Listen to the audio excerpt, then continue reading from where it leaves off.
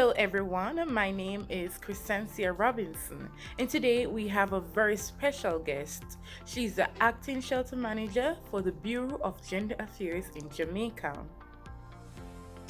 My name is Lori Anna Scarlett. I am the acting shelter manager, which falls under the National Shelter Unit of the Bureau of Gender Affairs. As it pertains to domestic violence, according to the Women Health Survey that was conducted in Jamaica, it has stated that 1 in 4 Jamaican women has experienced physical and sexual violence by the hands of a male partner. In terms of looking at the magnitude of violence that occurs, basically where women are being abused in Jamaica and at such an alarming rate, even as we speak about today's date, we can say definitely where women will need some form of or resources are needed in order to provide a form of escape for women who are currently in these situations. What we find is that a lot of times women want to escape these situations. However, they do not have anywhere at all to go, or there is an adequate support system to actually provide some form of assistance for these women. As it pertains to the national shelter that we have, we basically provide comprehensive assistance to victims of domestic violence. In particular, we provide assistance to women as well as we are able to cater to their children as well in the case that they need to basically run or basically get some form of rescuing from basically their perpetrator. In terms of providing comprehensive assistance, what we do is one, we actually have a counselor who can actually provide psychosocial support as well as overall case management for these women who are placed in the shelter. And bear in mind, when they are placed in the shelter, they, based on assessment, they're able to stay in the shelter for approximately, could probably look at probably going up to even a year of them being in the shelter based on assessment that is done over time. Whilst they're in the shelter, what we actually do is that we liaison with various social agencies, and this would include legal services, social services, as well as, for example, if these persons need employment, this is where we try to connect persons so that they can basically return to normal social functioning thereafter. As it pertains to even the shelter itself, we ensure that, for example, the health sector is basically involved, as well as the police as well, because they play a critical role in ensuring that these women are safe as well as the perpetrators actually brought to justice. How can these victims reach out for help? Thank you very much for that question. What we actually do is that we have the Bureau of Gender Affairs helpline.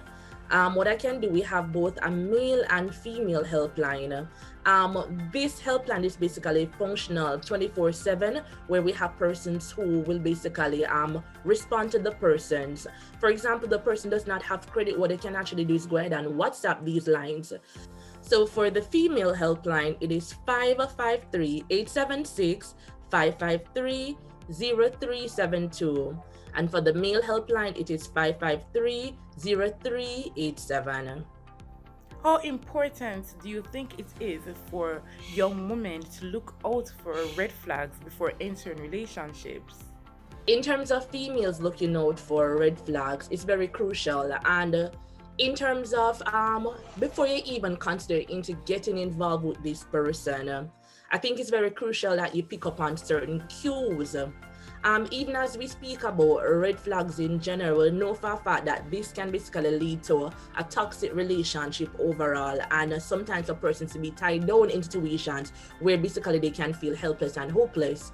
In terms of its importance, for one, we can look at the fact that when a person is dating an individual, you have to listen to, for example, the words that this person is saying to you in general. For example, if the person chooses to say, to insult you in private or to undermine your self-image, your self-worth in private, that's actually a red flag. We look at the fact that the person is not afraid of basically insulting you in public as well. That is also a red flag. We have to look at the fact that, for example, if you're involved with someone and let's say that the person is checking on you every single hour throughout the day. For example, we understand that there's compromise within a relationship. However, if it goes beyond the line of compromisation, let's say that if you leave out at 8 o'clock to reach at work for 9 o'clock, as soon as 9 o'clock strikes, this person is calling you on the phone to say, okay, are you currently at work? For example, as well, we look at red flags when we speak about the fact that while you're at work, this person is asking you to basically put your phone on speaker to hear what is going on in the environment. Those things we look at in terms of red flag, and it's very important. As I stated before, it's very important when it comes on to a relationship overall and leading to domestic violence. Because bear in mind, Miss Robinson, when it comes on to domestic violence, it starts with a verbal attack or psychological or manipulative ways before it actually goes into physical or any other form of domestic violence, right? So verbal abuse is where it actually starts out from, right? So if you look at the fact that this person might jokingly say to you, if you leave me, I don't know what I'll do with myself. I might probably have to kill myself, or I cannot afford to lose someone like you. So we're saying to you, if the person threatens or says anything at all in a joking way to say, okay, then they threaten to harm you or even themselves if you choose to leave the relationship, that is actually a red flag. I will look at even the point to say if a person says that if you leave me or leave the relationship, I'll even allow you to lose even your closest or your prized possession. That would even include a pet that you may have. We're looking at the fact that if you're in a relationship with someone and they may say to you, oh, you know what, you don't have to work or you don't have to go out there to try and be independent, but rather depend on me heavily. You can depend on me and I'll provide everything for you. That is actually a starter. That is actually a starter where the person tries to control your movement through basically controlling or for you to depend on them when it comes on to financial stability or financial independence. So we're looking at that as one. And let me just even go further into stating this. What we find is that when it starts off with someone depending on and the perpetrator financially, what happens is that they basically cut off all of your support that may be able to provide you with any form of stability. So what will happen is if the relationship should ever break down or anything should happen, you have no other place to turn to or no one to turn to when it comes on to problems in your relationship, because you depend on that person solely when it comes on to finances. When we talk about if something should happen, for example, the person blaming you for the abuse, or if something should happen in the dating relationship that did not go the person's way, the perpetrator's way, they blame you for the act happening, or blame you basically for whatever happened. So basically, we look at the whole thing of I'm just trying to find the right word to use. They basically gaslight you in the relationship for any issues that may arise and point to you basically being the one that is causing the problems within the relationship itself. We look at the fact that if the person, for example, limits your movement, that is also another red flag in any relationship or any dating relationship.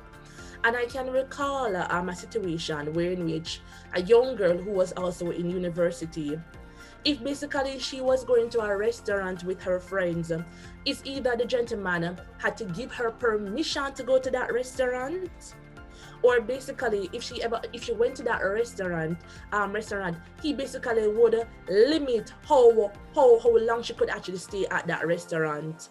Furthermore, when we speak about even limiting someone's movement, for the most part, that person might say to you, you know what, I will provide the groceries. Just stay home and I'll go and buy the groceries. I'll do this for you. There's no need for you to actually go out there. And these are things that we talk about when we look at red flags overall. And furthermore, we said another red flag is and it's very uncommon at times that persons will speak about this. It's, for example, making you engage in uncomfortable sexual practices or uncomfortable sexual activities. Whilst you may compromise to say that, okay, this is how far we'll go when it comes on to our sexual needs, but when sex negotiation goes beyond that level, you have to look at it as also a red flag and a form and something that can lead to actually sexual abuse within the relationship itself. What I'll say to persons overall, there's no excuse for abuse. That's number one. There is never a reason why a man should put his hand on you or verbally undermine your self-esteem, your self-image, or basically anything at all. There should be no grounds for that. As it pertains to women who are currently going through domestic violence, at times we believe that we are alone in a situation, but best believe that several persons have actually been through what you have been through, and they are now not victims but rather survivors. They are overcomers in all of this.